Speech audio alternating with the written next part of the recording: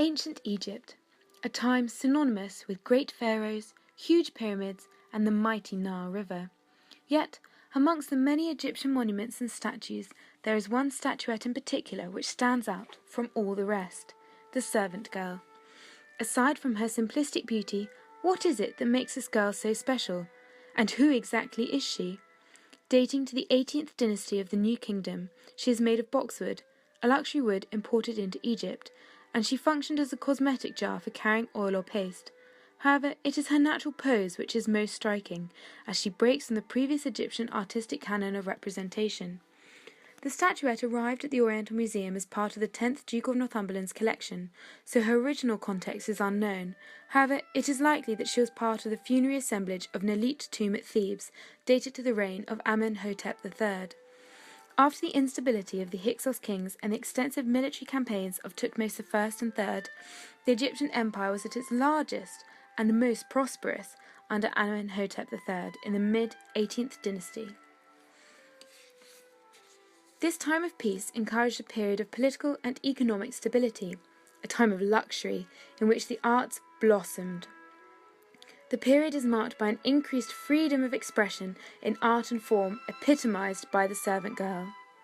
The whole age is marked by the stylistic change which denote the move to greater natural realism. Until the 18th dynasty, the human figure in Egyptian art was represented in what was regarded as its typical aspect, the parts together forming a composite diagram. In statues, the extended leg was longer in order to reach the ground, rather than bending the back leg. However, the reigns preceding Amenhotep III saw changes in proportion taking place and a greater freedom to experiment. Thus, the rigid immobility was relaxed in both painting and sculpture. However, the servant girl is unique among the multitude of Egyptian statues for the extent to which she breaks from this canon of representation.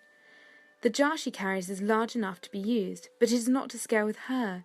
Thus, she has to adjust her body position to carry the large and heavy object, evoking an adult woman carrying a baby on her hip.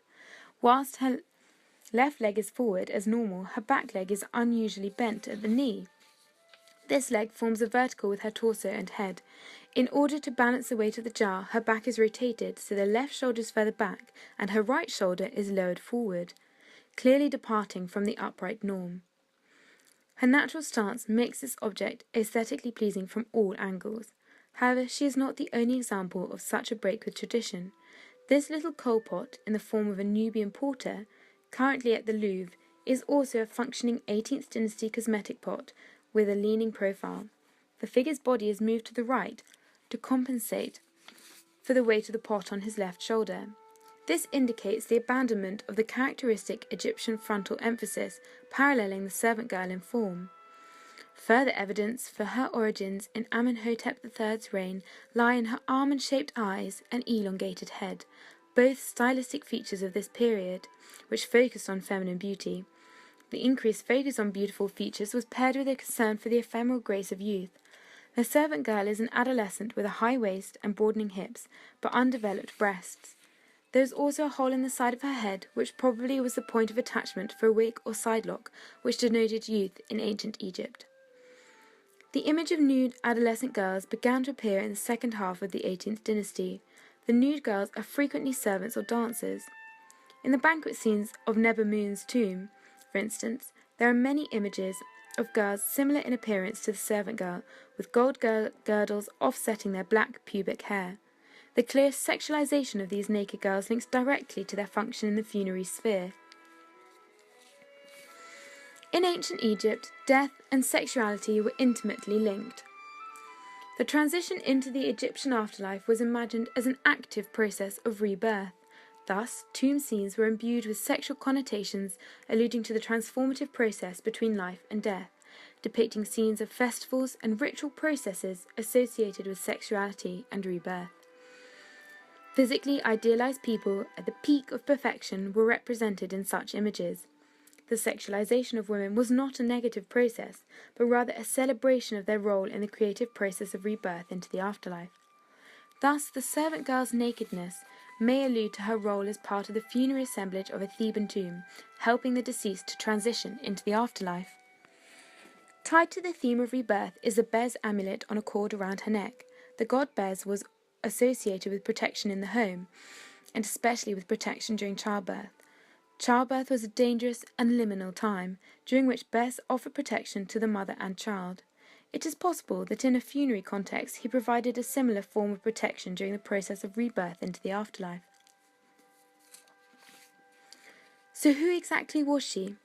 The depictions of the servant girls in the banquet scenes indicate the servant girl is not a complete figment of the artist's imagination. Some suggestions have been made that she is of Nubian descent. During this peaceful time, diplomacy and tribute were the main means for solving international disputes.